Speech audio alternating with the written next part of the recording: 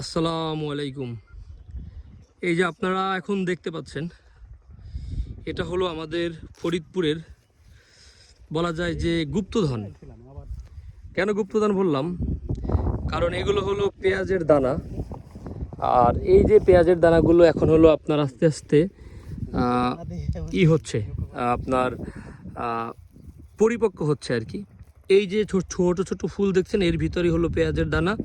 এই এক একটা দানা থেকে হয় এক একটা পেঁয়াজের গাছ।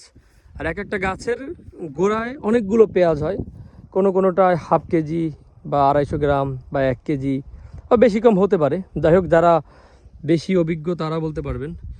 তো আমাদের ফরিদপুর জেলার একটা ঐতিহ্য যে আমাদের পেঁয়াজ রসুন এগুলো হয়, কিন্তু পেঁয়াজের দানার ব্যাপারটা আলোচনাটা খুবই কম হয়। কিন্তু আসলে আমাদের যদি কোনো গুপ্তধন থাকে ফরিদপুরে, সেটা হলো এই পেঁয়াজের দানা। এটি হলো আমাদের গুপ্তধন, এবং এর মূল্য সময় সময় বাড়ে কমে। কখনো কখনো দেখা যায় এর পেঁয়াজের দানার এক মন মানে 40 কেজি দানার দাম 50-60 হাজার টাকা হয়, আবার কখনো কখনো 2 লাখ টাকা হয়। মানে আমার অভিজ্ঞতায় আমি 2 লাখ টাকা পর্যন্ত দেখছি।